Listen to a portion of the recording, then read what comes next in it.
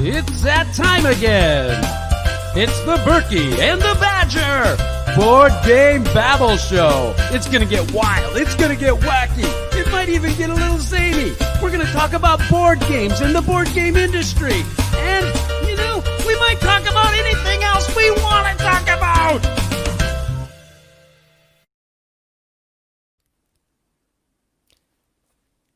Hey, hey, hey. Oh, hey, hey, hey, hello, and welcome to the show. Mr. Asaya has, he's still stuck on the throne, by the look of it. So, welcome to the live stream. King Berkey will be with us soon, I hope, as soon as technical problems resolve. And on this show, I will give you a quick rundown before the king gives his royal speech, as he will be back in a second. What we're going to do, this is episode 82, welcome, and we're going to have a quick rundown of all the things that have been happening on Babble, in Babelot, and then we're going to do a roundup of things and rumours in the things that make the king go, We're then going to interrogate our special guest to the side of me, the remarkable, the honourable, the god of Arkham, Richard Launius. Thank you. I could go on. But, and then we're going to finish off the show with our Babble topic, where we're going to be talking to Richard about game design. Hello, hello. There he is. And I cannot hear anybody. No? Oh, no. Isn't that special?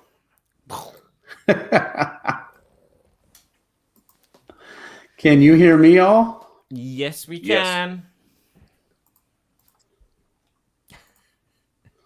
Wow. Check. 1, 2, 1, 2. Can you hear me? I can hear I you. cannot hear Yes. anybody. No. Do a general audio test. Sorry for the technical difficulties, folks. Let me check something real Oh. quick. Yep, you check the settings. For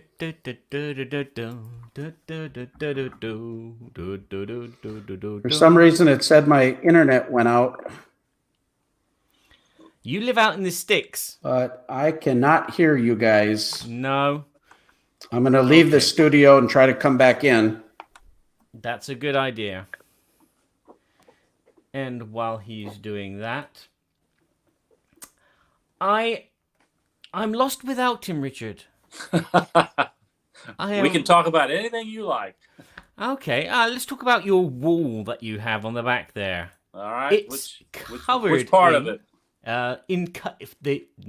That side, the comic book covers. Yeah.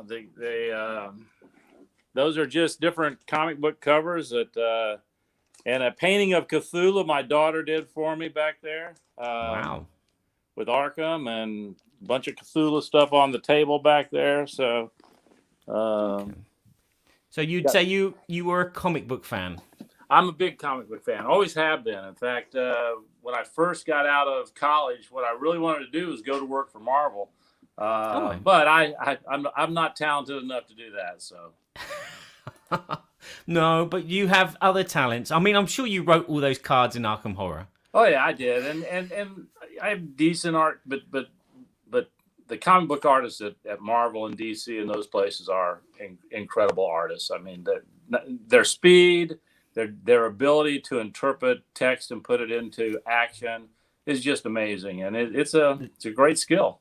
Yeah, and the consistency as well. You know, having to draw the same character for many years and have them all look the same all And the time. here I am, and I still can't hear you. Oh dear. We can hear you. We can hear you.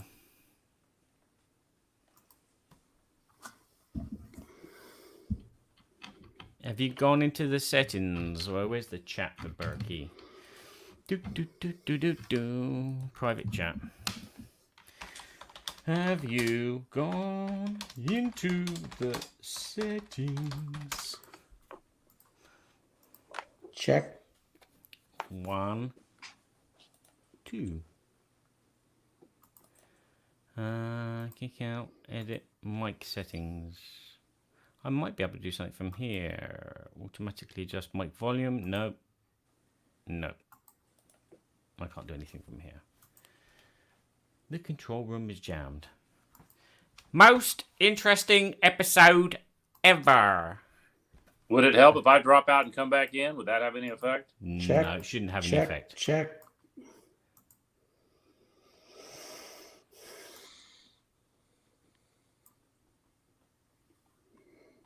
I'm so sorry, guys, but I can't hear anybody. Oh. Okay. Do we need to set a new time?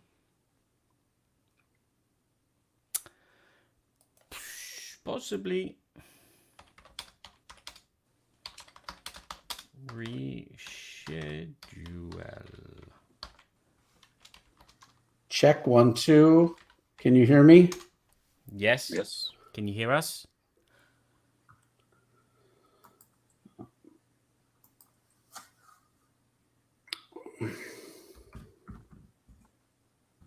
You can talk. He's typing. Don't type. He can talk. He can talk. He can talk. Does he want me to continue with the show? And just be the Badger show? Yeah, I get promoted. Check 1, 2. Check 1, 2. Just with Richard, a bit of fun stuff. What does that mean? Check 1, 2.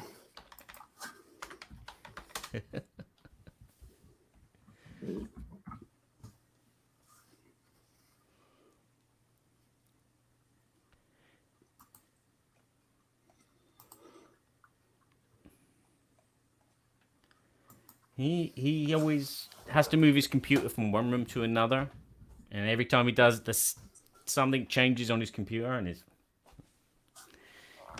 he has these problems. And you guys just chat. Okay, no problem. We will just chat. Right. Okay, Richard. We shall talk. We'll talk about your career. Okay. Let's not try did- to bore anybody with that, though. So No, but you know, I'm interested. I'm intrigued. What got you into gaming then? So the comic book thing didn't work out for you. no, and instead of doing comic books, I ended up designing yellow pages. So I became a yellow page artist. So, Right. which is that is not a very illustrious career, but it certainly paid the bills, and I managed to go up through the ranks there, become the graphics manager for basically the independent line of business, and ultimately AT&T and Bell South area, and so it became something good for me. Ultimately, to vice president in charge of publishing and graphics and everything associated to putting Yellow Pages out. And from there, actually, and I know that you're going to laugh at this because you know I could care less about anything technical. I was the chief information officer then of the advertising and publishing group, but I had people who did all my technical stuff. So Yeah, you were just responsible and I make was sure that. absolutely, when they were looking for somebody to hang for the system didn't work, I was the guy. Yeah, but you were the one with the whip. You were the one going, get on with it. We've got to put that new system in. So that explains that. And then as far as gaming, I just always liked games growing up. Yeah. I can remember making games when I was a kid, just making them up out of paper and pencil and a couple of dice, and there was a game, and that just continued to grow as I got older. I still like games. So back then, of course, there were not a lot of what we call hobby games that come out. Really, Avalon Hill, and then followed by TSR was really about all that there was, when I was young. So, Okay, yeah, and I've heard a lot about your prototypes are very almost kind of like the final product kind of quality due to the fact that you have this kind of background, obviously from drawing in Yellow Pages. And it's I part, mean, it's part of my process also. Yeah. I've tried to design a game where I actually don't make it look like a finished product. And it's just difficult for me to do. I kind of have to see the game as I go. I would tell people that for me, designing a game is more art than science. It kind of takes on a life of its own.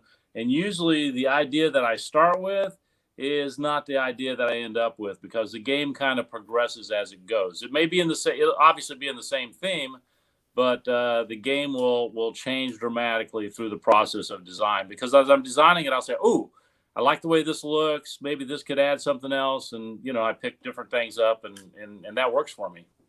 Okay, so yeah, let's talk about that. Let's go into the mechanisms or the theme. What comes first for you? It's always going to be theme for me.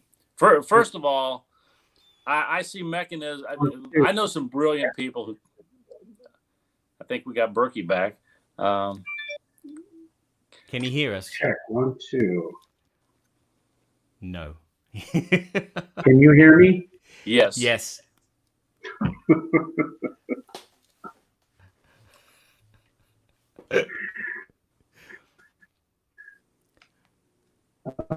We shall carry on then, Richard. So, Okay, well, look, the theme comes for you. I know some brilliant designers who they can come up with mechanics that are fascinating, and they start with mechanics that are fascinating, and they just occur to them all the time, and games get built off of that. I never have been able to design that way. I've never sat down and said, "This is a mechanic I want to use, so let's just make it a game." And I always start with a theme, and then I try to find whatever mechanics will work best with that theme to try to really give the players an experience in whatever world I'm trying to create for them. All right. Yeah. That's an interesting approach. Has a game ever changed? So like you started with this theme and then you thought, "Oh, this mechanic would be nice in it." And all of a sudden you think, "Wait a minute. Actually, let's change the theme because that actually, I mean, for example, Defenders of the Realm is now turned into your new game, not Fantastic 5. Freedom 5? Freedom 5. And actually, it's just the core underpinning of some of the mechanics. If players who love Defenders of the Realm, who love Defenders of Last Stand, will see how the mechanics fit in places, but it's so dramatically different than that game's. Also, you could not possibly use the same strategies. It's going to feel very, very different because you're in those games. You're in a battle against these generals, and their troops can defeat you. In Freedom 5, you're fighting a mastermind, and the mastermind has villains, and the villain has henchmen. The henchmen, which would essentially be like the minions in those other games, they can't beat you. So you have to worry about them beating you in those other two games, but the henchmen can't beat you here. All they can do is support the villains, and all the villains can do is support the mastermind. It is ultimately the mastermind that you have to defeat. You can ignore the henchmen, you can ignore some of the villains. Now, ignoring them has really bad results, I can tell you that much, because they just run rampant through the city. But you can ignore them and just focus on the mastermind if you want to, because ultimately that's who you have to beat in this game. So even though it has the same underpinning, it's very different. I've never had a game where I did mechanics to it and said, "Okay, the theme doesn't work, we're going to change the theme." I have had the game where I've done mechanics, and this happens more often than not, and they just don't work. And so I throw those mechanics out, and I bring in new mechanics. And and I've done that at times 4, 5, 6 times to get to a finished product. Okay. So what's more important to you when you're playing a game? Is it the theme or is it the mechanisms? Well, I think they've got to be married, to be honest with you. I'm like most gamers. I mean, if it is an elegant mechanic, it's always nice. What I try to do, I'm not sure I'm capable of overly elegant mechanics. I try to make sure the game is never clunky. There's a mechanic that feels out of place, that takes you out of the feeling of the game. So I really try to focus on making things smooth, especially if it's a co-op game and it's basically moving through. where the board's artificial intelligence is driving against the players. That needs to feel very smooth as far as I'm concerned. And I focus on that. But outside of that, for me, it's always going to be theme, that the game doesn't feel like, well, I've got these mechanics and we just pasted this theme on. It could be anything, but it just happens to be this. But theme is always much more appealing to me. Okay. And what's attracted you to the pull of game designing? Well, I think it's a creative process. You know, I think, and to some extent, I think we kind of are what we are. That sounds like a weird statement, but I'm a game designer. I imagine I'll be a game designer till the day I die. Whether I ever get another game published again, I'll still be designing games, you know, as long as I can, because I enjoy designing games. I think that's the reason people paint paintings. That's the reason people, you know, runners run. That's the reason all people do whatever it is they do. It seems to be part of their DNA. It's more than just something that they do. It drives them in that direction. And I think game design is that for me. It's just always been there, and I think it always will be there. And it you know, it's intangible. I can't really put my finger on what makes me want to design games, other than I just enjoy it. Okay. I had my father tell me one time, he ran his own business. He was an insurance salesman. He had his own insurance company. He worked till the day he couldn't work anymore. And I asked him one time, I said, why do you do this all the time? You don't have to. You've made enough money. You don't have to do that. And he said, you design games, right? I said, yeah. He said, for me, business is a game. I enjoy it. And I think most people are like that. Whatever it is that we really love, it's what we want to do. And it's great when you can actually do that for a living. Yeah, exactly. I mean, a lot of work you could just say, this is a game. I am working as a salesman, but it's a game for me to try and decipher what this customer wants, and I need to give them and make a sale from it. So, yeah, and that's a good. I don't know. I like that as well. I like the creativeness, basically, more than, for me, because I do music and sound effects now, and it's that being creative and creating something from nothing which keeps me going. It's not the gaminess, but obviously for you it's a mix of the both, because there is a game and you're creating something from nothing. But it's when you really find that breakthrough. Okay, it's when I come up with an idea and I put it together and I put it in front of the play testers and I see they're getting the experience that I wanted the game to bring. Okay. Or I've just adjusted one and I now see that it's working and they're getting that experience. It's that feeling that I get that's the winning experience as far as I'm concerned. I know some people play competitive games because they always want to win. To me, designing a game where the players are enjoying it, is the win. So definitely. Okay. In the evolution of mechanics and themes in games, what has surprised you the most? Because I mean, you've seen all the old games from the old early Avalon Hill games, and now we're having all these, you know, bigger and more elaborate. For me, one of the more interesting mechanics that I really enjoy, and I don't do much with as far as with my games, but one of the most interesting one I think is the deck building approach. Okay, that was a brilliant mechanic when it was brought in. From my perspective, you know, clearly, you know, across the industry, the Euro approach of decision making has been probably the most influential over the past 15, 20 years. But for me, it's that deck building aspect of it's quick, it's simple, you've got control, you can do it very thematically, I think, in a lot of different games. So it seemed like a brilliant design. Just my take on it. Okay, yeah, I would agree. It is, for me, it's with the deck building, it's like creating a character. It's like doing role playing and building up your character and making them level 1, level 2, level 3. And so it's that pulls me back into just playing any kind of deck builder, because you're creating something, or maybe destroying some cards as well. And you know, you're having an adventure at the same time as kind of building at the same time. So it's like two things going on at the same time, building your character and also going on this adventure and maybe doing something together cooperatively, or trying to take the other players out or reach a goal. In the games it's done well, and you have different strategies you can carry out. and the game shifts as you carry out those different strategies. And I like that personally. So Yeah. Okay. And what has been your? I mean, I could say that Lovecraft has been your biggest influence in your life. But what would you say is your biggest influence in your life? What is it been? geez. I mean, in personal life, it's always going to be, family and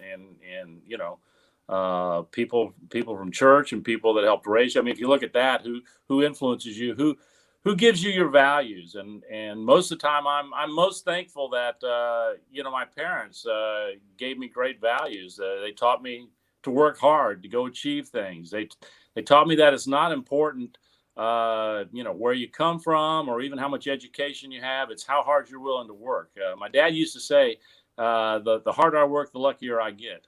Yeah. And, I found that to be true. And I found that,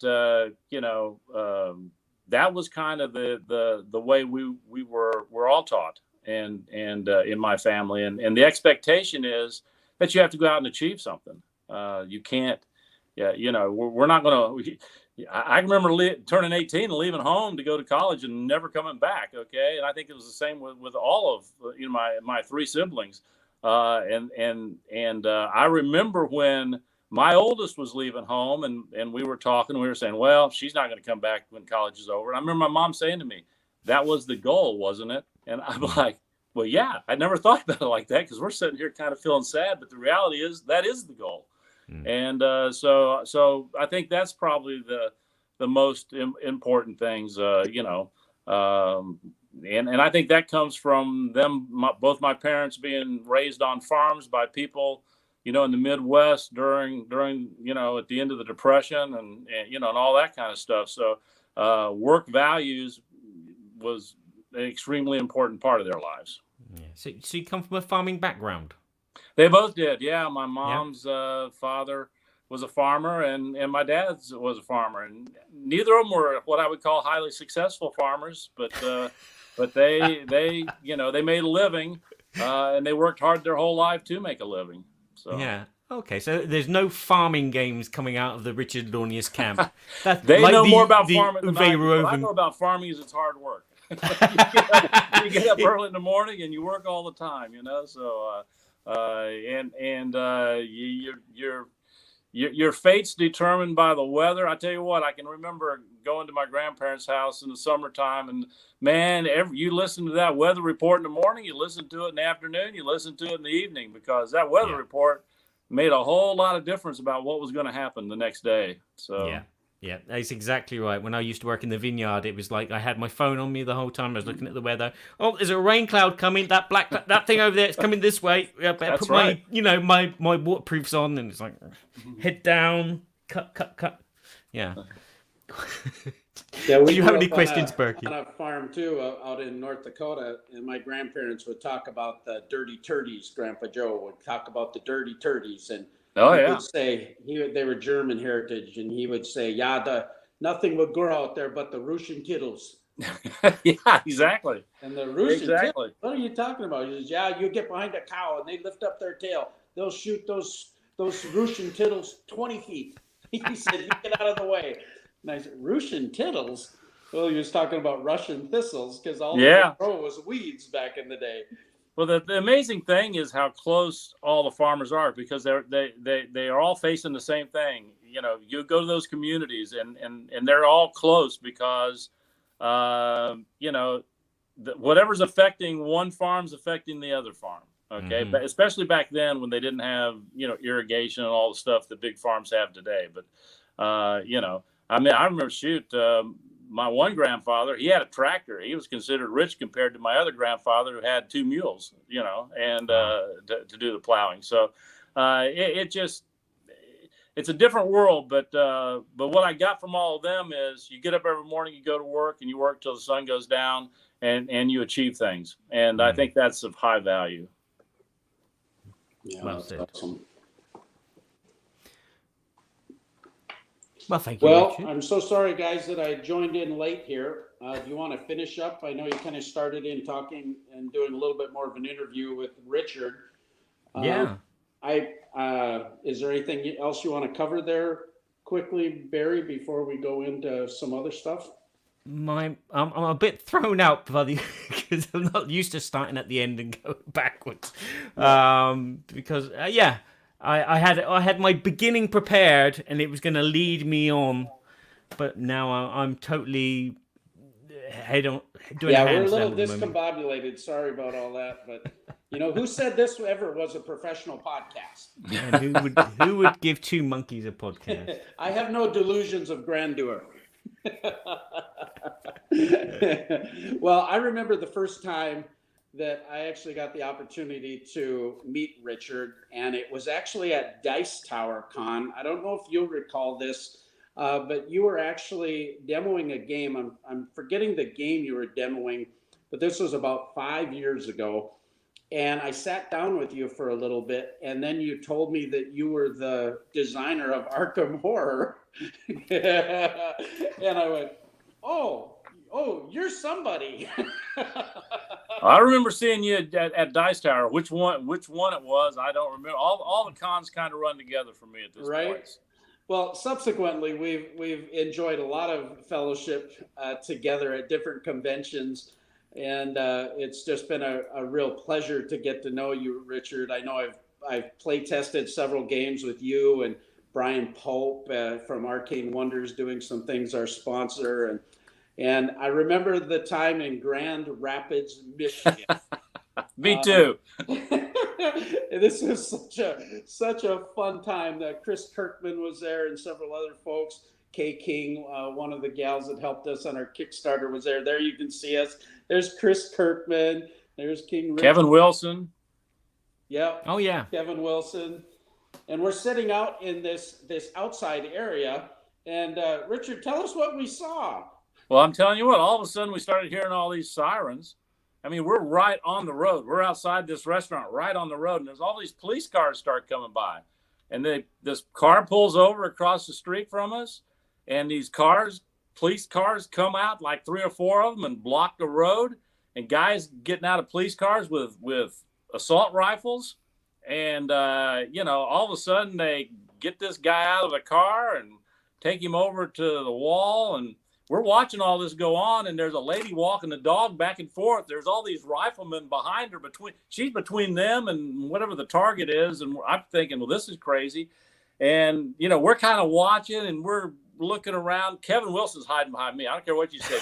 Kevin Wilson was hiding behind me. Oh, no. Most of the people, they took off. I mean, the whole patio, because there was a standoff. I mean, there was 10 minutes where nothing was happening. Nobody was coming out of that car. And the guns were drawn, and these were assault rifles. And, I mean, it was a deal. And we had no idea. Off. And then what happens? Oh, Chris Kirkman. Oh, he's reporter on the spot. This is Walter Cronkite. And he's out there with his cell phone, and he's like, I'm getting on we have a standoff here. I mean, he's about to cross the street. He's walking toward the street. He's walking toward the guys with the guns, filming this thing. And we're back there going, he's going to get shot. I mean, he's just going to get shot. And in the end, I don't know what happened. They opened all the parts of his car. They checked the trunk.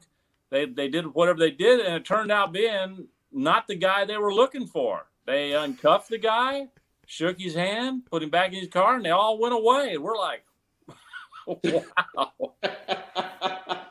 It was pretty fun, though. Chris Kirkman, he was our human shield. And like you say, Kevin Wilson, he got behind you. I got behind him. And we're all just kind of seeing what's going to happen here. I mean, we thought there was going to be gunplay. I mean, Kirkman, he was right up there. Well, he's going to get shot for sure. I was absolutely sure Kirkman would get shot. He was going over to hand the keys. He said, "Do you want to get in there? I've got the keys." Yeah, he comes back, and I said to him, I said, "What are you thinking?" He goes, "Oh, I used to be a reporter." I'm like, "Well, what does that have to do with anything? These people had guts up there. You're not a reporter now."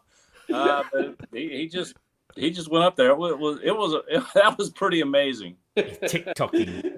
Yeah, those are definitely memories. I remember at that convention, we actually had we had our game toppers there, and we had a few of our Adler toppers, our 3-foot by 4-foot toppers. And at the time, you were demoing the Batman game. I was. That was with IDW, I believe, right? Yes, it was. And so really fun game, but I had mentioned, or you had looked at our topper one time and you said, well, I don't know why anyone would really want that. And I said, well, let me get one and we'll play. And you teach us this game. We got some people.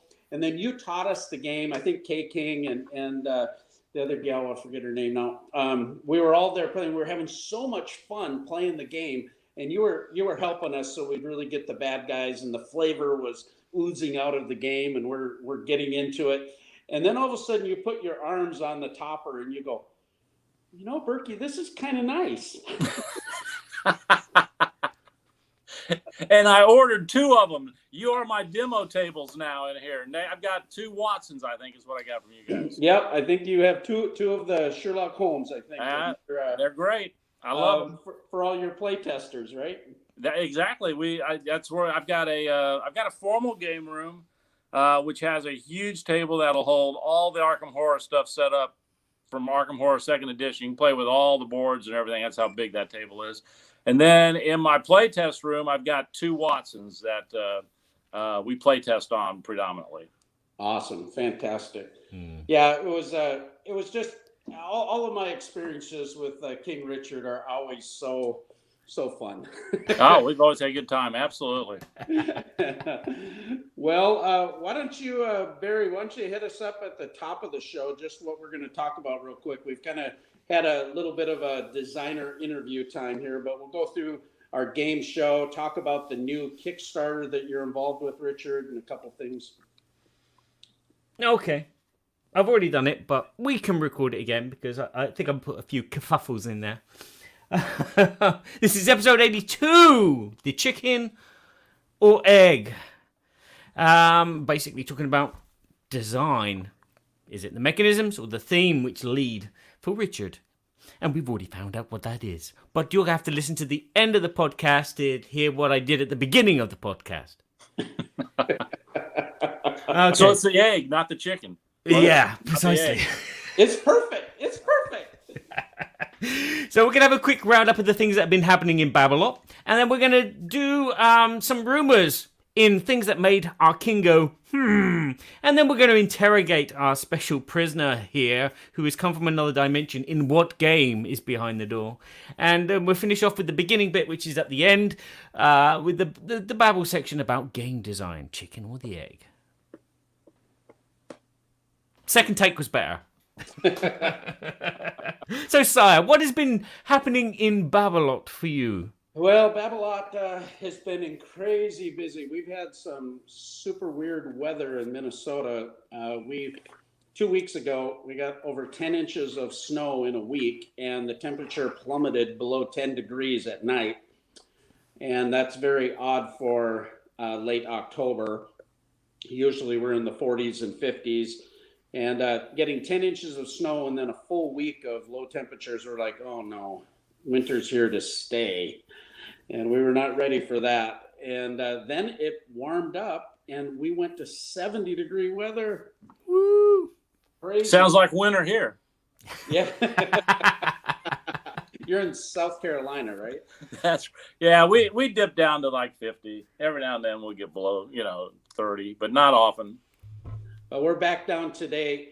Yesterday we had a little bit of snow, and we're back down into the 20s tonight. But then the rest of for about a week and a half, we're going to be in the 40s. So it's just been kind of weird, but.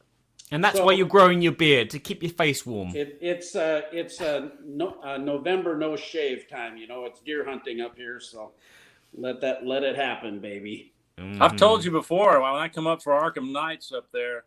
At Fantasy Flight, everybody's wearing short sleeves, even people in shorts. I've got a coat on.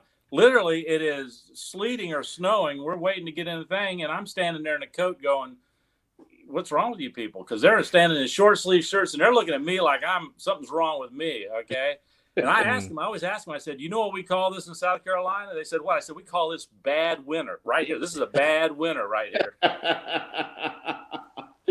Yeah, you get acclimated to it up here, but it's definitely makes winter go long, especially when we get that 20 below zero and 30-mile-an-hour wind chills in February. That's when it's always nasty. But we've been really busy at Game Toppers. We ended up finishing our fulfillment the container went out to Germany here about a month ago, and that just arrived, thankfully. Those products are going all over the European Union and the UK is being shipped out right now as we speak, actually. And our container has left to Australia. And that was, it's crazy what's happening out there due to COVID delays in the shipping lanes. So much congestion, crazy increased cost to transport product. Our container should have cost us about $2,500. Ends up costing us almost $6,000. Yikes. That's how crazy that system is right now, just due to congestion and demand. But thankfully, we got her all out there, and people are getting their game toppers, and that's been super great. So now we're kind of jumping into launching a new e-commerce store and moving into our next Kickstarter coming up first part of next year. So we're really excited about all the new things we're going to be doing. So that's what I've been doing. Me, I've been a bit puzzled. Yes, I've had some surgery done. I haven't lost weight though. I've had my stomach tucked back in because it was coming out. But anyway, the school holidays were arriving, and I thought this is a good time. The whole family's here. My wife is now unemployed due to the fact of the COVID, and the kids are home, which is good. And I thought we'd get some gaming in. But that's not been the case. Again, I wanted to play with my good gaming friend Guillaume, who lives about an hour away.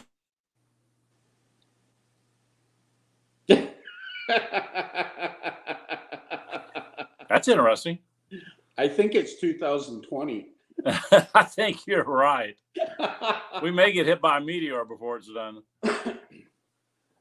Well, Barry, you're frozen there, brother. What have you been up to there, Sir Richard?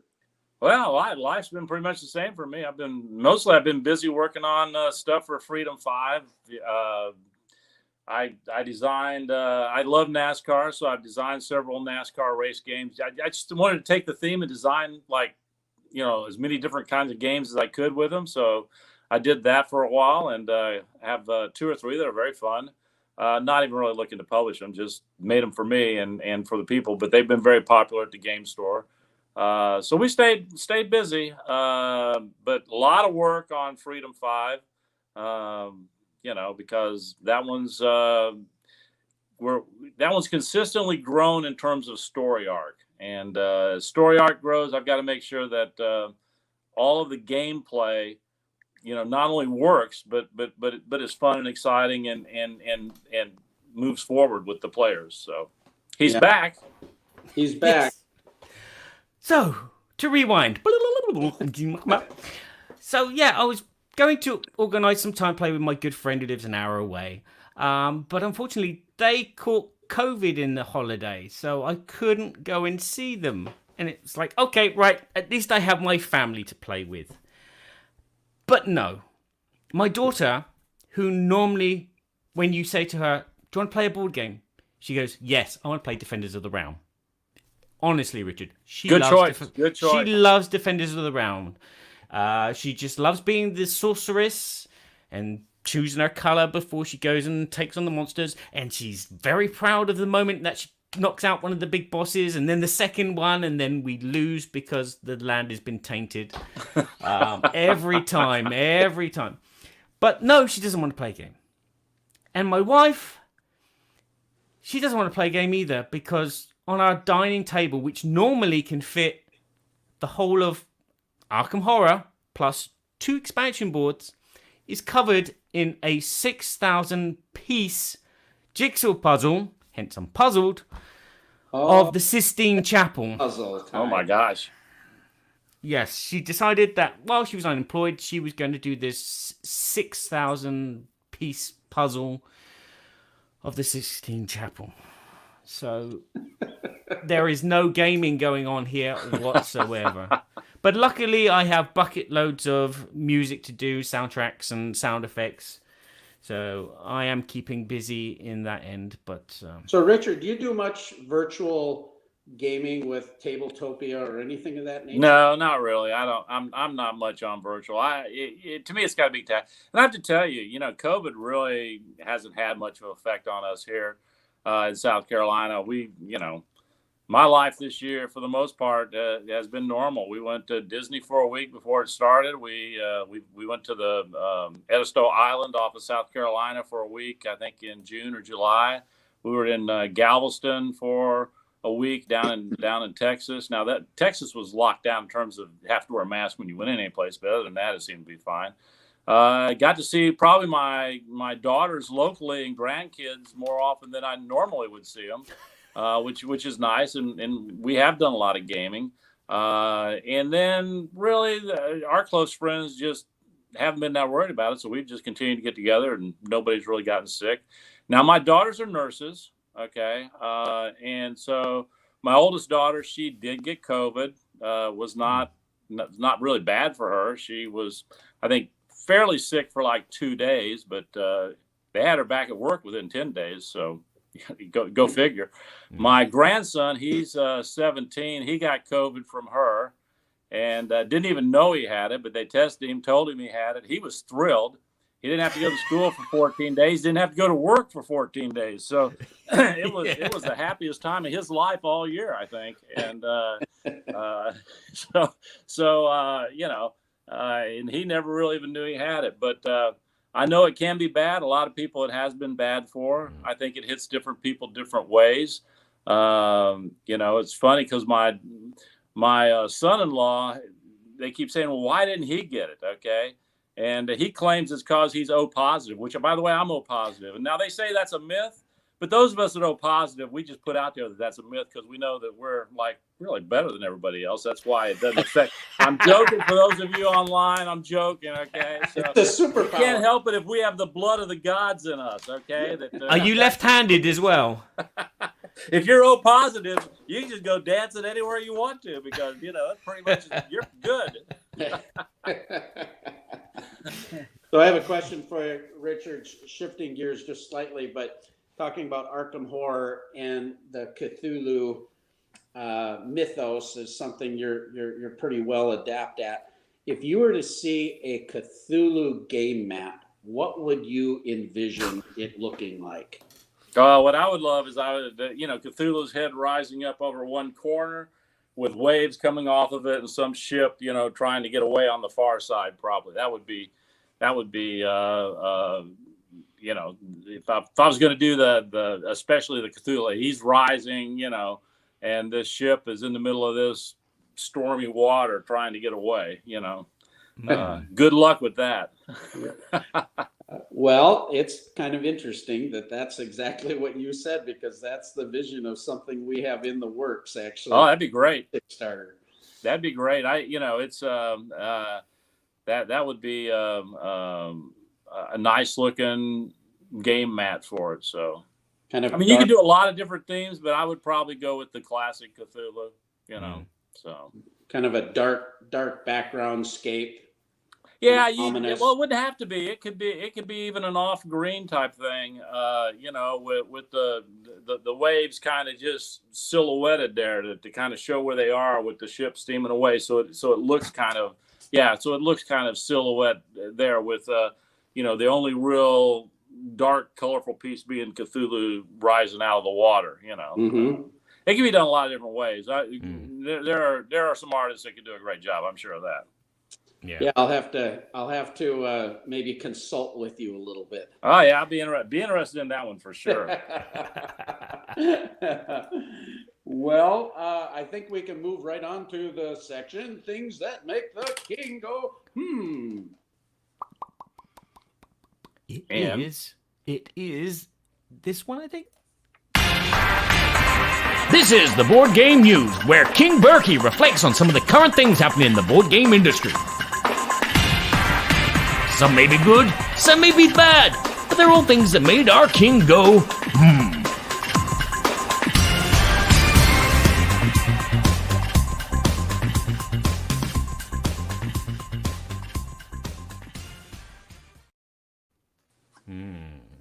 Things that have made the king go whom. I'm not sure who the king is in this episode, as I didn't do my intro as the king, and we have King Richard here. Oh, yes. The Lionheart. I would say you are king this time, Berkey. We're in your kingdom. We could call him King Richard the Cthulhu Heart. No. That's kind of rough. I think I'm king of only brown sugar. Brown sugar. Okay. No, the thing that made me go this time was something that I noticed a while back, and it had to do with Kickstarters, because we want to spend some time and talk about the Kickstarter here when we introduce our sponsor, Arcane Wonders. But I noticed that there was some cancellations of Kickstarters that had funded. I noticed at first one that was a little bit more prolific, and that was with Gamelin Games with their Heroes of Land, Air, and Sea. And they had reached the funding goal, but then they pulled the campaign before it ended. And that was somewhat controversial. A lot of people were up in arms about that. And yet it was a really massive game that required more than the funding goal that they'd set. And there's a lot of different discussions about funding goals and whether they're real or not.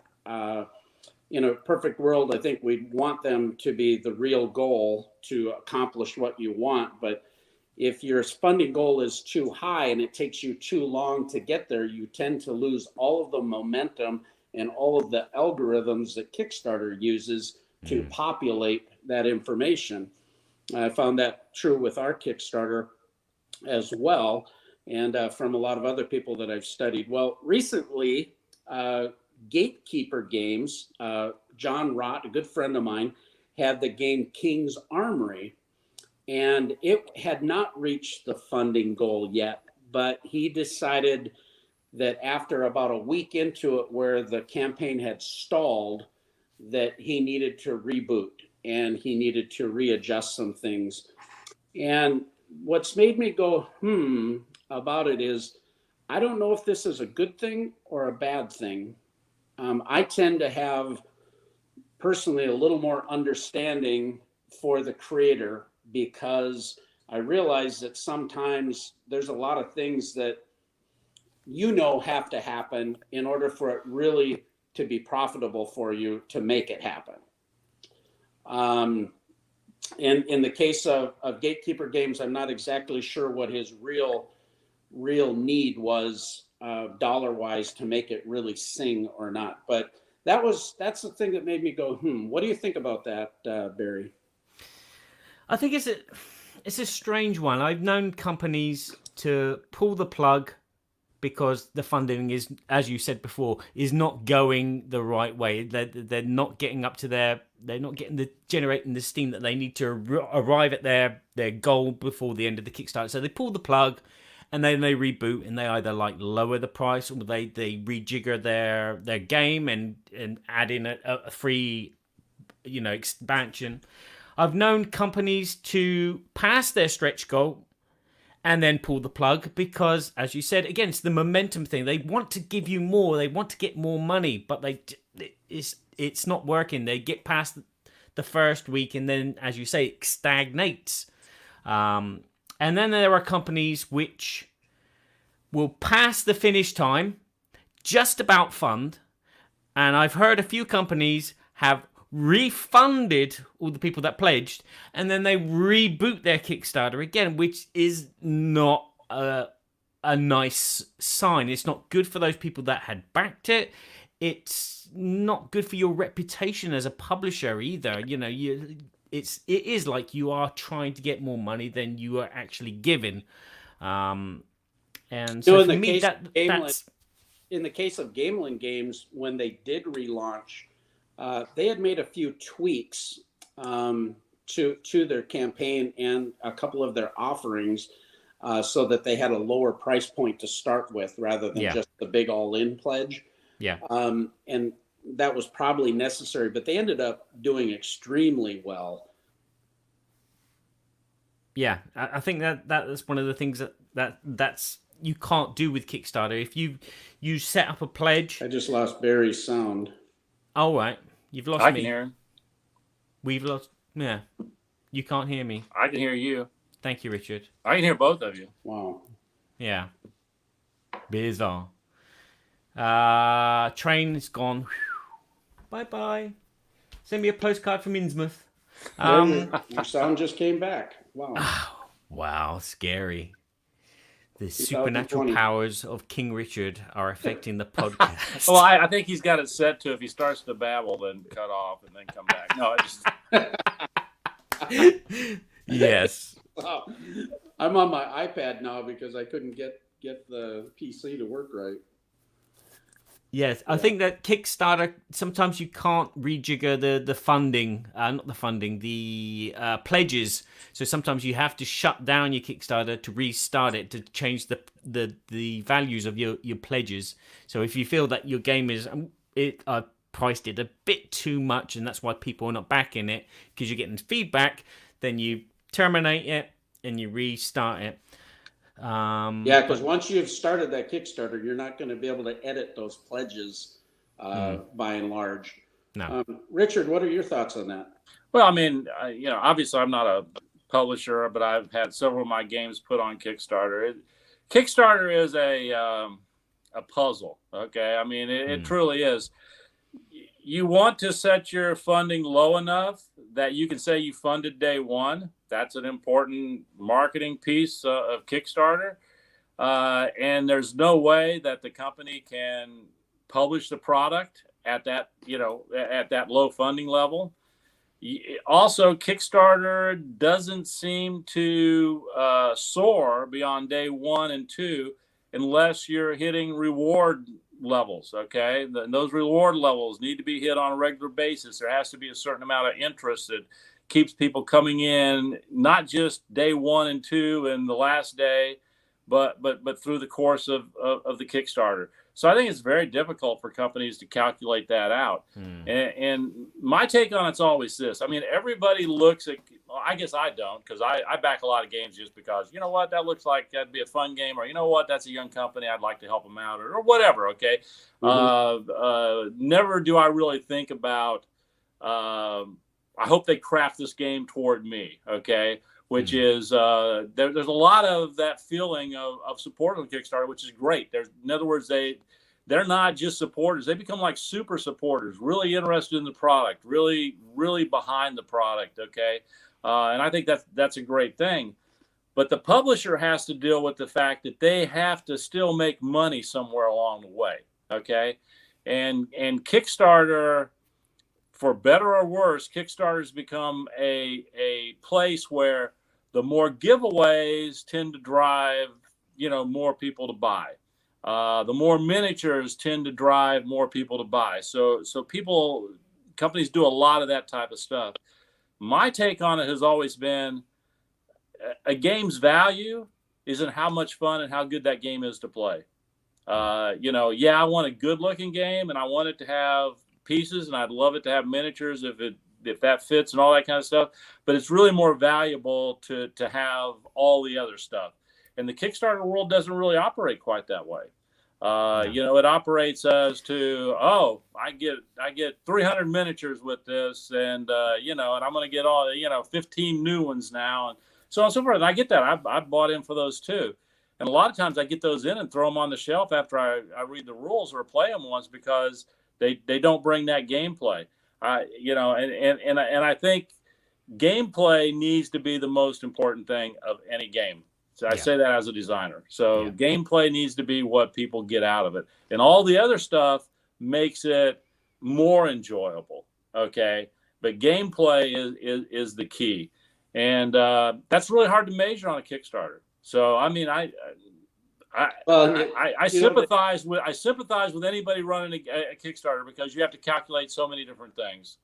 Well, and people have this, FOMO, this fear of missing out, and Kickstarter kind of feeds on it a little bit with all of our stretch goals and all the things, and or if it's exclusive to Kickstarter because this is such a big game, we have to produce it only here. And that's why, and I was this way with Arcane Wonders. That's why the chimes of the house. That's why, I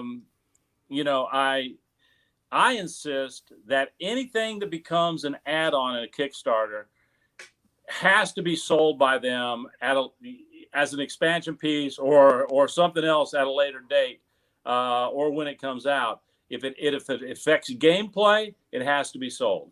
If it just affects looks, then I don't really care what becomes of it. But anything that affects gameplay has to be provided to the game. I don't want anything I don't want anybody to experience my game partially because they didn't buy the Kickstarter. I like that a lot. Yeah, I think that's really important. This argument of game mechanics versus production quality. It's a whole nother Babble topic we can talk about because. I think when you get back to your question, I think the companies probably were looking at, can we afford to really publish this? And if they get to the point that they can't make money, even though it's going to hurt their reputation, I think they should take it down, because if they go forward and publish games that they lose money on, they won't be a game publisher in the future. They will be out of business. So I hope the gaming community understands that publishers have to make hard decisions, but in the end, I think we need them to stay in business. So that's just my take. Yeah, it's a great game. Well, that's what I was concerned about when you said that, Richard. It's like I would, as a publisher, and I just made my level, I would still publish the game because I want people to experience these good mechanics. I want people to have a good time with my game. I don't want to put fear in them that I'm in and ahhing because I haven't got enough money, and then build up on that reputation of 500 people have got my game. They all say it's amazing, give it 8 stars, 9 stars on BGG, and then that builds up the next kind of revenue for the next Kickstarter that you do, or the new expansion for that base game. So the other thing you have to keep in mind also is that seldom does a production of a product go as planned. And so you think it's going to cost you X amount to get it done, then it costs you X more amount to get it done, and that cuts into the profitability. And so once again, I think if you're looking and you're just barely getting by, or you're getting by but you've added a bunch of stuff, and I see them wanting to pull some of those down when that happens, and that makes sense to me. Okay. Yeah. Well, and that's my perspective too. I think there has to be a certain, if you have a small card game, that's a totally different beast than having a really big game, or having a big project like Game Toppers that requires a really. If you've got a small card game, your unknown costs are non-existent. You know exactly what it's going to cost you to make it. You know that you really can't lose money if you make your funding. You can set your funding is low enough that you can set it there and add things on top. So if you're dealing with a small card game, that's one thing. If you're dealing with Arkham Horror size game, that's a whole different story. Yeah, exactly. I think this is a good segue for us to move into our sponsorship. We've been doing Berkey and Badger here for a little over 4 years, and Arcane Wonders has just been such an awesome sponsor. Started out with the first game, Sheriff of Nottingham, and Royals and Spoils of War, and a lot of these Dice Tower essential games. Dragon Scale. I know that Dragon Scales, you probably can't see it here, but they did a great job publishing that. The sales were not where they should be, but they did a great job publishing it. So yeah, and it's a great game. There's so many fantastic games that Arcane Wonders has done, Mage Wars and different things, Smartphone Inc. and so forth. But in fact, speaking of smartphone, we actually have a winner of the Smartphone Inc. contest. And it is Matt, and here I'm going to try to not butcher it, but Hovenars. And he's actually from Ontario, Canada. And he had to take a picture of himself with a tablet like you see on the cover of our box here. And he is the winner of Smartphone Inc. and Smartphone Inc. 1.1 expansion. So congratulations to Matt. If you want to check out Smartphone or any of the other awesome games, you can go to arcanewonders.com.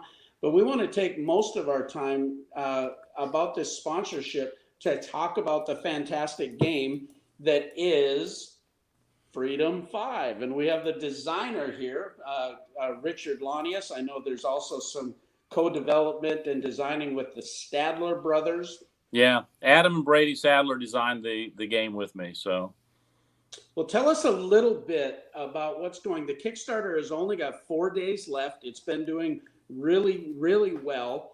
Barry has it up there in euros at 532,000 euros. I think it's over 600,000. I think it cleared 700,000. A little, maybe not. It's on its way to 630,000. 630. Okay. It's definitely on it going up, and that's great. Basically, Freedom 5 started when I first pitched the game to Brian Pope over 3 years ago at Gen Con, because he always loved the Defenders line of business. And I told him, I said, I have an idea of making a superhero version of Defenders of the Realm.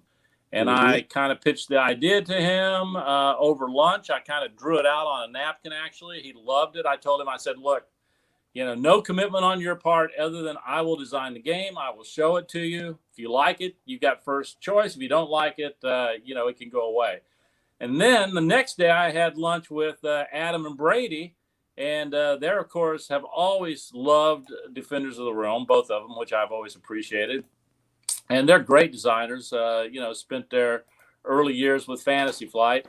And so they said, we ought to do something together sometime. So I told them about the idea I'd pitched to Brian Pope, and they were interested. And so we just started designing the superhero version of Defenders. And, the game dramatically changes from Defenders in a whole lot of ways. First of all, it's not a tower defense game. The enemy's not trying to get to a single location.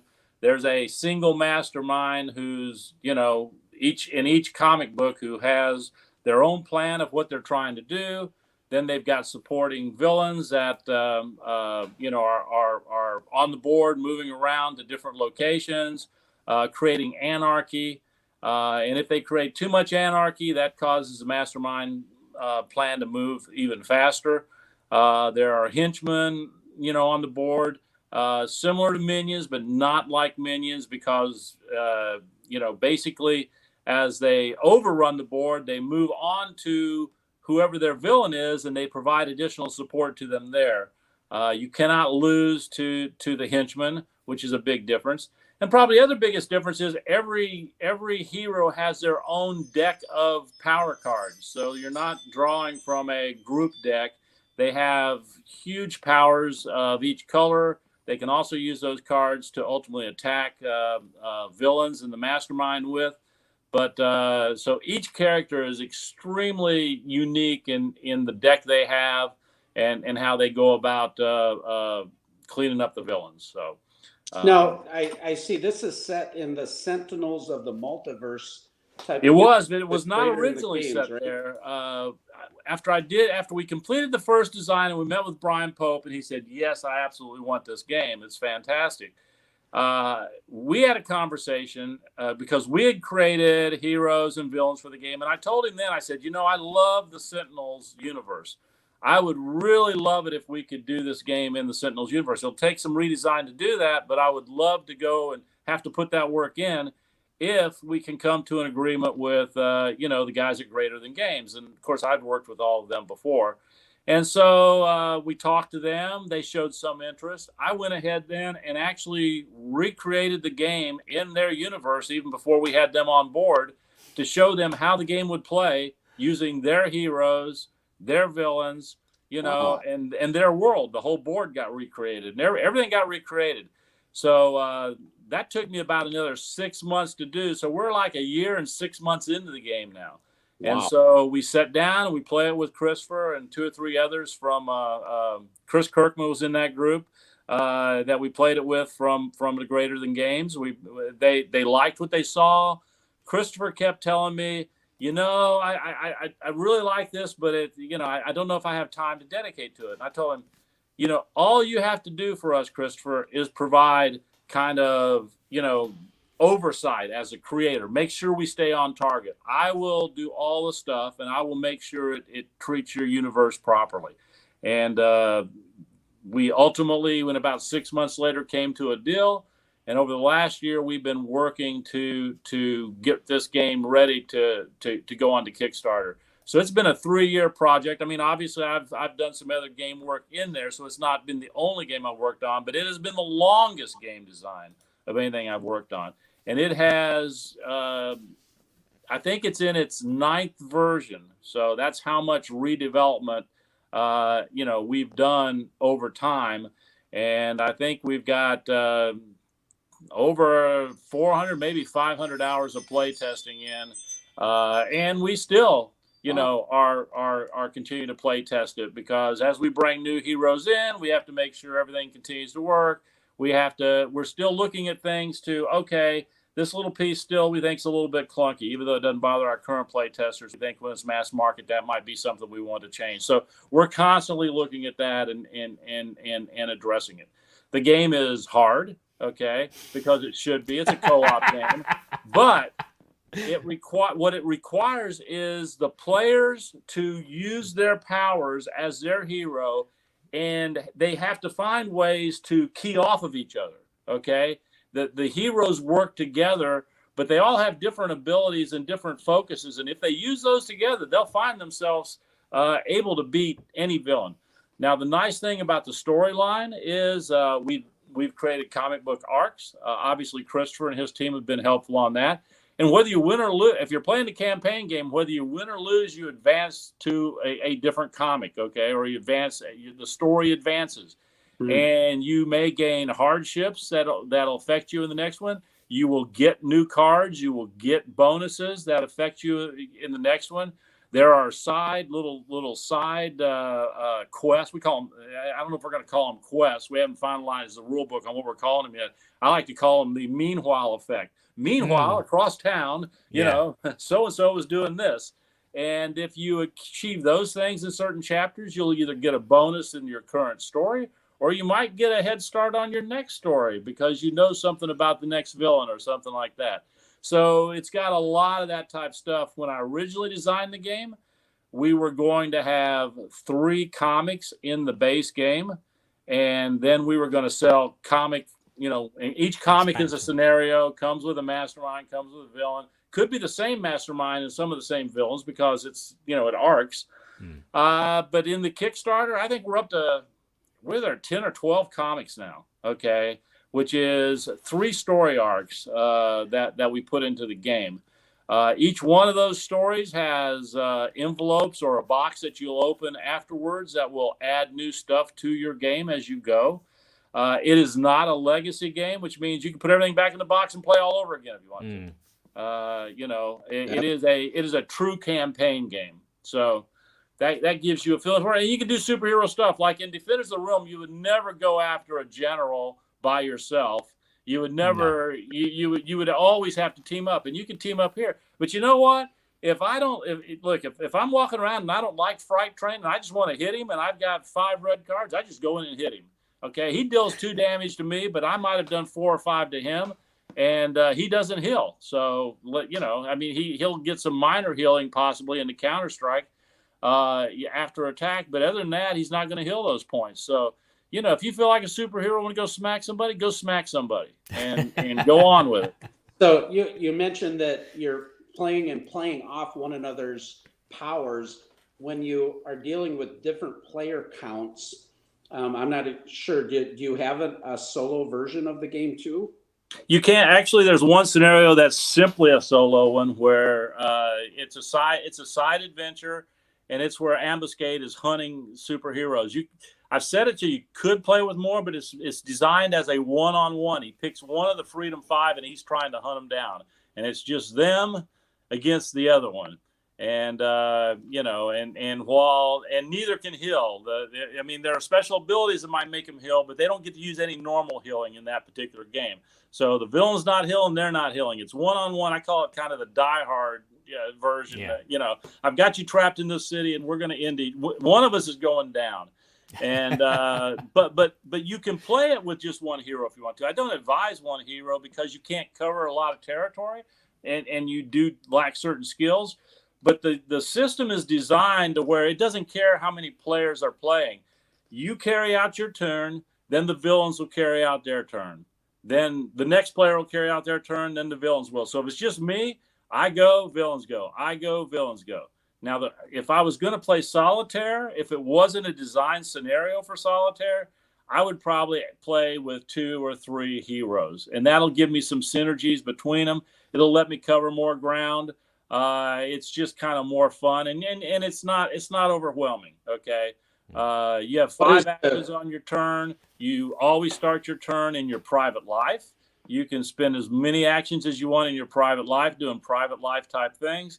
You flip your card over to the hero side, and now you are in your uniform, and you go do hero things. You can choose to flip over at any time. You could choose to just stay a private life the whole time. That doesn't seem like much fun to me, so I probably would never do it. And I've never seen anybody do it unless they were just so injured they didn't have enough actions to do much as a superhero. But once you become a hero, you can play cards. Your power cards are all heroic cards, so you can play cards. You can move around and just do normal attacks. But everybody has a lot of abilities. So the one thing I focused on in this game, and this really took place year 1, every time that Brady Item I would talk that we were making changes to the game after playtesting, we said, we're just going to keep making the heroes more and more heroic. If we have to make the villains tougher, fine. But every decision is the heroes are more heroic. And when you play these heroes in this game, you will feel like you're a hero. You do have the ability to do a lot of different stuff specific to your character. And I think we've kept the heroes very true to the Sentinels universe. So if you're a Sentinels fan, you're going to recognize the character that you play. And there's a character for everybody. I always tell people, if you don't like to roll dice, play Tachyon. Tachyon is so fast that every time she rolls the dice, she can roll them again if she doesn't like the results she gets. And probably a third of her cards, she doesn't even roll dice. She just runs around and knocks people out. Okay, so she's just zipping around the city. So there's characters for everybody, everybody's play style, and there's a lot of opportunity. And we've even added recently the hero upgrade system. So as the game goes on, you get upgrade cards, and you can craft your hero now. Now we're keeping it a limited. Okay, you can't make Absolute Zero feel like Legacy, or Legacy feel like there's going to be more of them. Okay, so they will get some different powers. They will get increased powers to what they currently have, where they're just stronger. There are some universal things they can get, which anybody could add to their deck. But the system is not trying to let you just take a character and all of a sudden Legacy is not Legacy anymore. Legacy is always going to be Legacy. And Tachyon's always going to be Tachyon. They're just going Epic to be... is always going to be a game that Richard Launius designs, because every game is epic. Yeah, there you go. Absolutely. Absolutely. And the Defenders line has been a great line. Defenders of the Realm, when I think fantasy, it's one of the questions Brian Pope asked me, is this the best game in the Defenders line? It absolutely is right now. But you've got to love superheroes, because every game in the Defenders line have built off of stuff from the last one, okay, and constantly make them better. But if you don't like superheroes, you're probably not going to like this game. If you do like superheroes and you like Defenders of the Realm and you like Sentinels of the Multiverse, you're probably going to love this game. Well, now, just like fantasy, then Defenders of the Realm is probably what you're after. When you see this Kickstarter, and we talked earlier a little bit about production value and how that plays together with theme, this thing oozes theme. Obviously, there's a fantastic design pedigree with yourself and the Stadler brothers, and Brian Pope himself is quite an accomplished designer, and I know he's crazy meticulous about getting things right. He wants to make sure the math works, and those. Oh, and by the way, his skill at from his games where you can craft your character skills and stuff. Obviously, that came into play when we started doing the upgrade system. Brian definitely, you can see Brian's finger on that, which is nice because he is very talented. Well, and so you've got this element of fantastic mechanics, this wonderful theme, And then you look at the production, you look at the artwork in this game, the amount of effort that they've put into these scenario books. Oh my goodness, you're getting a comic book with every one. Yeah. I actually do get. I'm not a Marvel, but I do get to write comic books now, so I have been doing that. It's remarkable. And then looking at the miniatures and the different things, now they've just talked about the new upgrade with this big honking villain. What's it, Obatron or Omnitron. Omnitron? Omnitron is like 5 inches tall, and Omnitron is a really interesting piece of the Sentinels storyline, because he's not only a villain, he becomes a cosmic villain, and then he becomes a hero. Okay. Yeah. Because he realizes that he shouldn't be doing that, and he can jump back through time. So, Omnitron is interesting, and I'm just now got the outline that I'm working on for his initial storyline, and I'm going to talk with Christopher even more about that. But I'm going to do some fun things with him, especially because they're going to let me bring in the Mars space station, area where when we do Cosmic Omnitron, we can have some action up there. Same thing with Voss, Grand Warlord Voss. So that's going to be a sideboard. I've just now started figuring out what all I want to do with that, but it's not just going to set out to the side. It's going to have some true game functionality into it, and so I'm excited about that. They obviously, the Arcane Wonders people are great to work with. They've done I feel they've done a great job with this. They've done a great job with the Kickstarter. Every now and then they let me know, like today, oh, by the way, we've added a 12th hero, so in this last package, we'll have to talk about that 12th hero. And I'm like, I just had a meeting with Walter Barber, one of the key people Walter working, and Walter's such a great guy, and they're actually going to be offering now on the Kickstarter individual play mats that we are going to partner with Arcane Wonders to make game topper play mats that are the full 3mm stitched edge mats, where you can actually buy 4 and get 1 free, and they have a big pledge where you can get them in there. But we're also talking about making a large mat that would create the environment, and it might not be ready now till the post late pledge manager, but there'll be some opportunities to continue to enhance this gameplay with all this amazing production value. Good grief. Oh, that'd be great. By the way, Walter and I were talking right before the Kickstarter started, and he showed me all the rewards. He says, is there anything on here you don't see that you want? I said, individual play mats. I said, I would love to have individual play mats. So I'm so glad to hear that we are providing those, because it'd just be nice that we've got all this other great stuff. Why not a great way to just, coordinate all your stuff on the table? So. Yeah, there they are. Barry's showing the picture right there. Beautiful. Yep. Going to be great. And the thing is, obviously, I hope everybody joins the Kickstarter, buys it. I think all the stuff that they're getting is going to cost a lot more after the Kickstarter, and I'm not even sure when all of it will become available after the Kickstarter. So if you're a real fan, I think you need to be involved definitely with the Kickstarter. But if it affects gameplay, it will definitely be sold at some point. And my hope is that the Kickstarter does great, that sales does great afterwards, because then we can start exploring other things in the Sentinels line. I thought you were going to say explore more Defenders of the Realm. Well, I've always got a lot of things on Defenders of the Realm that I can do. The Defenders world is a vast world also, and I've always got more stuff for Defenders of the Realm. Well, I think we've done a good job talking about Freedom 5. It's on Kickstarter. It's only available through Friday to get in on all of these extra stretch goals. I know the late pledge manager will allow you to get in after the fact too, but I think there's some advantages to getting in to unlock some of these amazing stretch goals. And man, they've been pumping out content, and you have till this Friday to still get in on the Freedom 5 Kickstarter from Arcane Wonders in collaboration with Greater Than Games, designed by Richard Launius and the Stadler brothers, Brian Pope and the team there. So check them out at arcanewonders.com or on Kickstarter. And I think with that, we can just move right on to our last segment where we're going to actually have a little fun with our guest. Yay! All right. Let's play a game.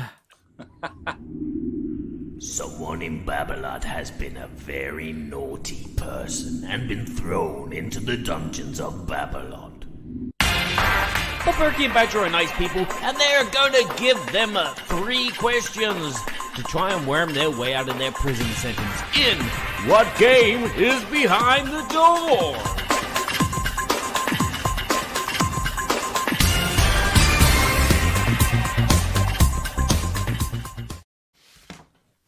Pen and paper, ready. So you ready? Yes. And I lost the This- sound again. Oh, Is this one? no. Is this one I'm supposed to show you something? Yeah, it's when your video switches, for some reason the sound goes out. Yeah. But if everybody else can hear, Okay. This is the game show part. We're going to hopefully it'll interrogate. come back. We're going to interrogate Richard, who is down in our dungeons because he's been causing havoc by opening rifts in dimensions everywhere. And we're going to ask him 3 questions. And he has to pip us with these 3 questions. Or trying to take the other players out or reach a goal. In the games as well, it's the Questions. Or trying to take the other players out or reach a goal. in the Ooh. games as well. Scary. Can everyone else hear that? It's an echo. It's an echo. It's very scary. Okay, so we're going to do the first question, which is, what is the last game that Richard has purchased? And we're going to do this in a 20 questions style. And within these 20 questions, Richard will give us either a yes or no answer. And after we've asked a question each, Richard will show us one component. We'll do this 5 times, so it doesn't drag on too long, and we'll try and guess which is this game. So, sound on? What was the last game you purchased, Richard? I'm going to ask the question, standard question. Is it in the size of a Ticket to Ride box? No. No, Ticket to Ride box. Rapid fire there. My question is does this game have a majority Euro style graphics? Mechanics. Eurographics. Yeah, Eurographics. Eurographics. Look like. I would say yes, Okay. but I'm Wow. not 100. I'm not sure you would say it was Euro mechanics, but yes, I think it is Euro mechanics. Okay. I'll take your word because you're the designer and I'm just... I think he should explain to us a little bit more what he means by. No. He's going to show us a component now. Okay, show us. From All the right, you want to see a game. component? Yes, Hold on. please. Let's We see zoom in. how to get this up here. Right there. There you go. Oh, wow! Little black sorry token pawn. That was helpful, wasn't it? Yeah. He wants to Sorry. break free. Okay. Guesses. Pandemic. Pandemic? No. He finally bought Pandemic. He designed this wonderful game called Defenders of the Realm, and now he's bought Pandemic to see what the differences are. That wasn't helpful. No, that wasn't helpful. Okay. You got any guesses? Does this game, is this a card-driven mechanic? Yes. Okay, so it's card driven. I could go one step further and say, is this a deck builder? No. No. Not a deck builder. Okay, component number 2 for us is... Oh, component number 2? Yep. We'll get a component out of here. Let me find a way to get in front of it. Right there. So this looks like a little bullseye cardboard chit and white with red circles with the bullseye. Not ringing any bells here. Oh, is this Robin Hood? No. Okay. Question number 3. Number 3. Has this game come out within the last 2 years? Yes. Newer game. Okay. Is this game a Kickstarter title? No. Okay. So it's a return. And component number 3. Component time? Yeah. Mm-hmm. Number 3. Oh, looks like a little, is it a castle? Hold on. Oh! Would you describe that as a castle or a building block? Yeah. No. It's a white, for those that are going to be listening to the audio show, it's a white pink little plastic component that has little holes in it. I don't know if it represents a city or a factory. Yeah, but it looks like a telephone connector or some kind of electronic component. like a bridge. All right. Well, that one didn't help. So No. I'm gonna say era. No. No. Okay, question 4. I don't recognize that, so I'm getting a little stumped here. Was this from a European company or is this a USA company? USA no. company. Yes and no. Yes and no questions, Berkey. Is this a USA company? Yes. Yes. All right. Okay. Is this a mainly cards, not decks, Euro? Is this anything to do with building a city? No. No. Okay. Component moment number 4. Number 4. So this looks like a little spiral piece of white plastic that looks kind of like a little mini tower with an red exclamation point on it. And crap, I don't know what they're doing at all. No. It kind of looks like a hero clicks component. That would be Back no. all the way. Yeah. Yeah, I don't know what this is. I don't even know what to ask. We've got one more question to go. Oh yeah. And one more component. Is this game over $50? Yes. Okay. That means Jack to me. 43 euros. Over 43 euros. Over 43 euros. Okay, yeah, that's. Is it over 44 euros? Yes. I think we have a very clever prisoner in the dungeon. I think he's going to get out. We'll see. I've got one more to show you here. Yeah. And let's see if I can get it. I don't know if you can see that. It looks This like is a little guy carrying a briefcase. little red token with a guy carrying a briefcase. Now that looks kind of familiar.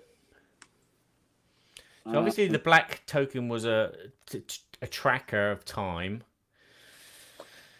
That white weird thing is weird. Yeah, those white components are interesting, but Yeah. there wasn't a deluxe version of smartphone or something. It almost looks like smartphone components. No, and this is going to end up being a draw, I think, because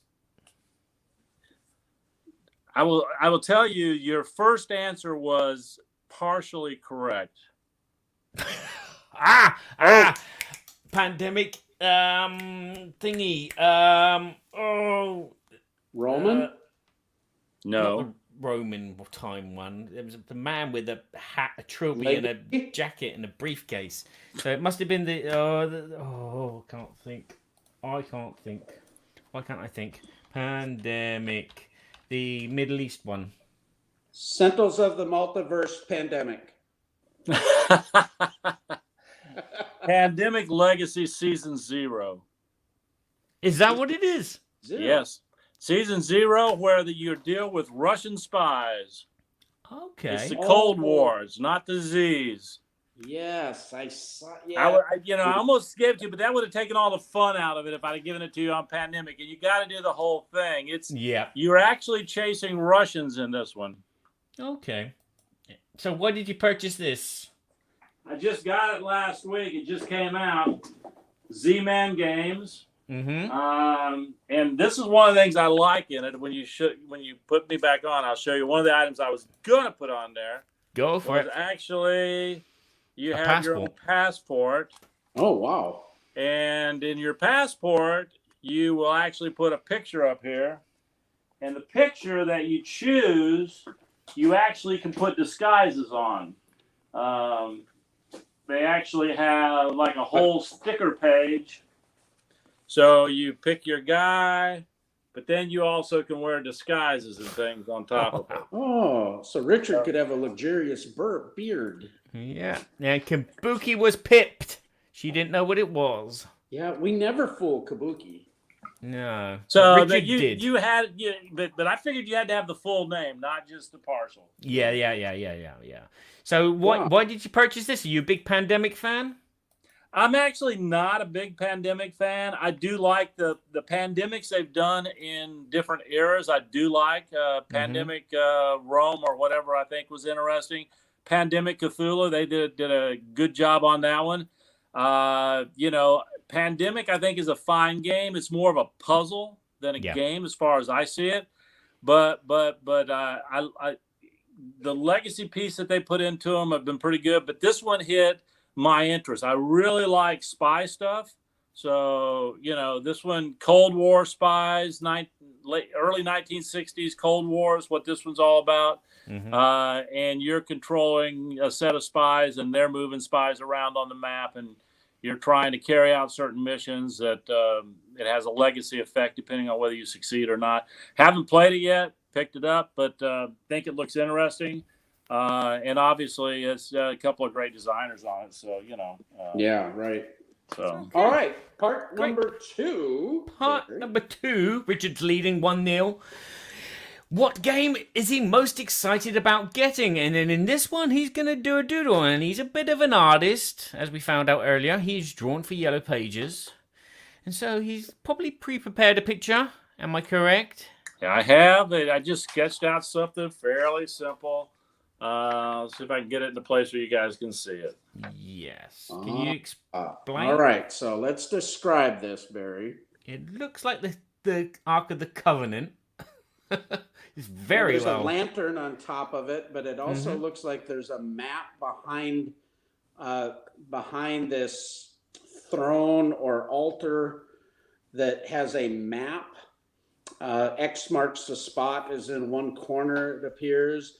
There's a little flame type of logo on what I'm describing as an altar or like a stone table. There's clues on this map, it looks like. Yeah, it looks like as resources. It looks more like an XE. I don't know if that's experience something. So this is what game are you most exciting about getting? Does this happen to be? And I've taken all mine off the table. So anything I've got outstanding is not. I didn't consider. So Yeah. Oh, wait. Good thought. Is Wow. this the?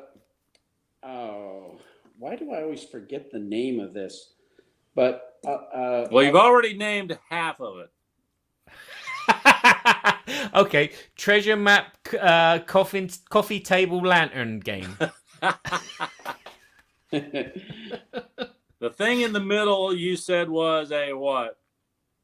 is a stone altar. Altar.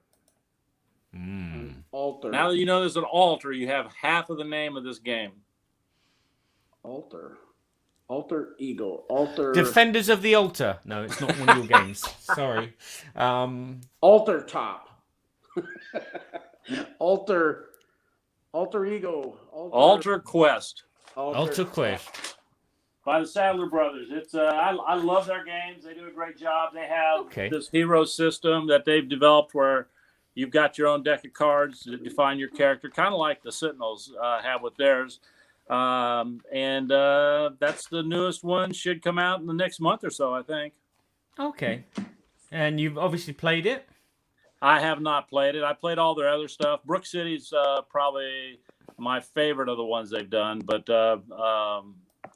it basically is a fantasy version of that world. Okay. I can't find it on BGG. All right. Well, that was number 2. So he's going to escape the dungeon. The drawing was good, guys. He got Alter right off the bat. Yeah. Quest. I didn't know what to do with that. All right. Part number 3, Barry.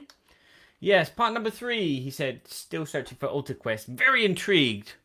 Okay, what is Richard's current favorite game? The one that he's playing right now constantly and dreaming about and wishing that he probably designed. I do wish I had designed this game. I will say that. I don't think I actually dream about any games other than my own, but I will. I do wish I had designed this one. Yeah, we all have dreams about the work that we used to do, the jobs that we used to have, or nightmares. Sometimes they're nightmares, right? But yeah, they're nightmares. I had one the other night, and that's why I just thought of that. So Richard's going to give us 5 one-word clues and give us a chance to guess in between what this game is that he's playing. Word number 1, Fedora. Fedora? Mm-hmm. All right. Can't spell it and don't know what it means. Okay, so this could be a reference to a Tom Vassell Dice Tower Essential. Could be. All right. But it's not. But it might be. I don't know. I got to tell you what. I don't know if he's made it an essential or not. Who knows? All righty. Fedora. Fedora. Definition. You want the second one? Yes, go for it. Yeah. Crime.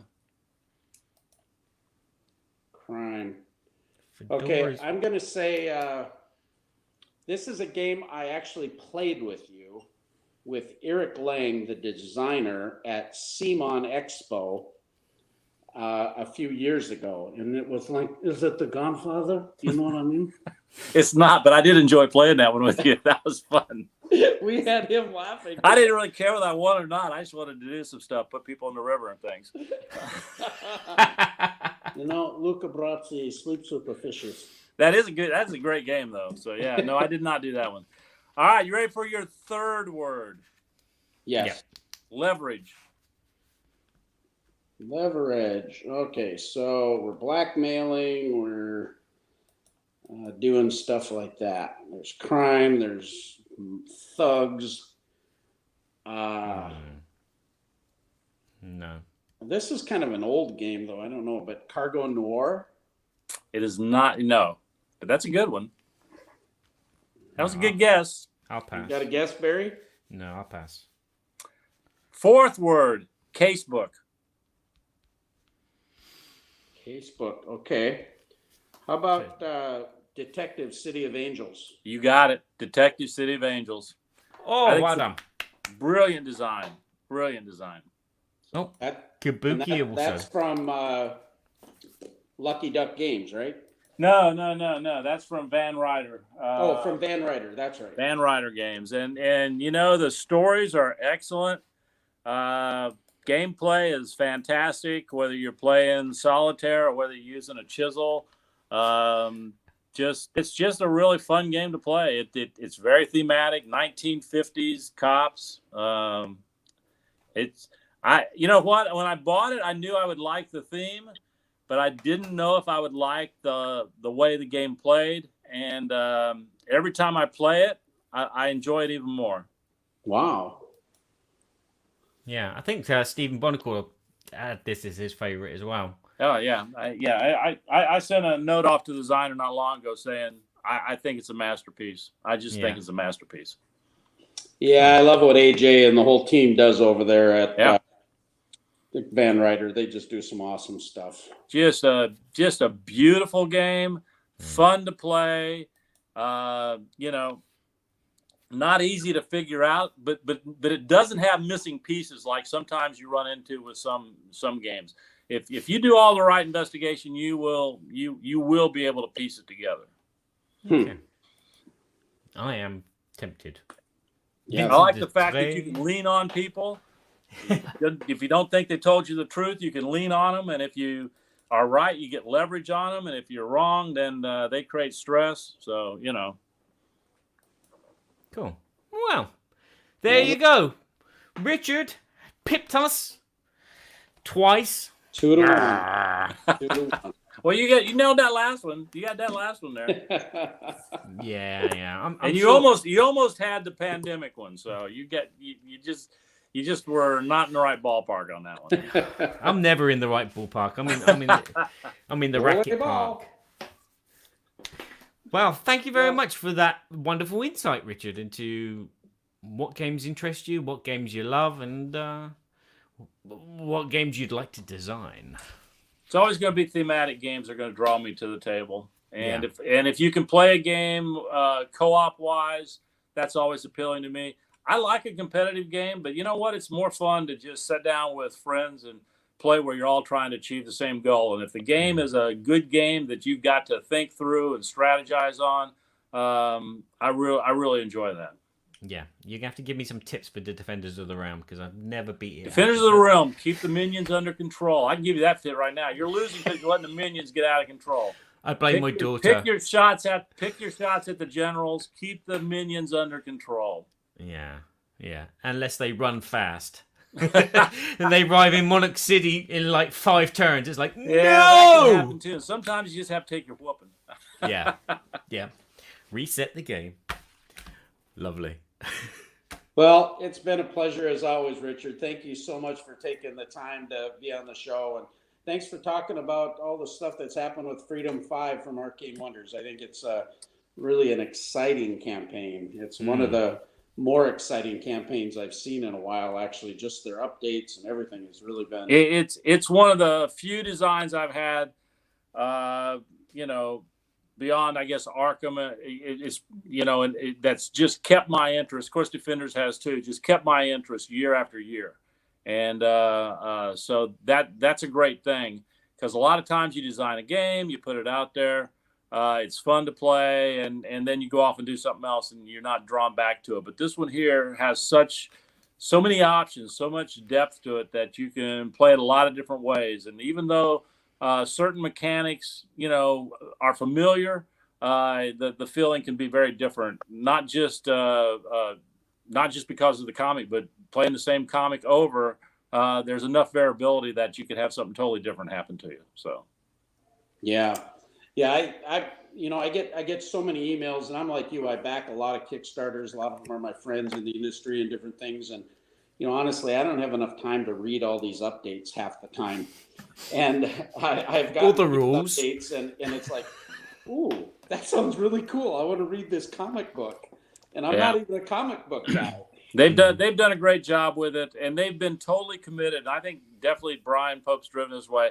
Every piece of this game, whether you're talking about, think about it. Every card I gave them, they turned into a comic strip.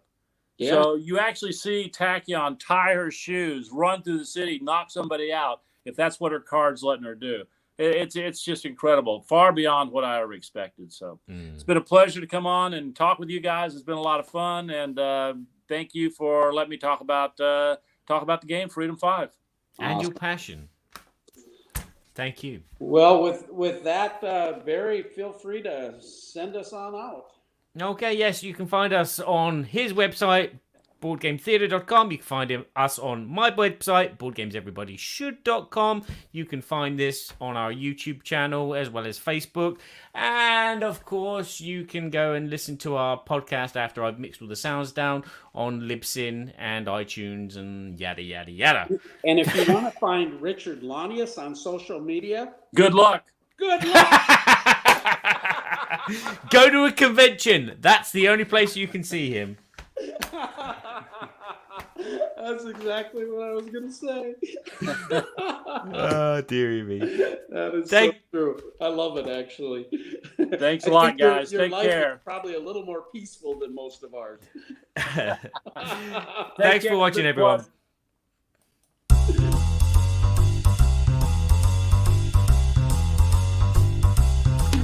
We're so glad we had this time together. And now it's time to go. It won't be long until we have another show. So keep us in mind, get online. Berkey and Badger will be back in no time.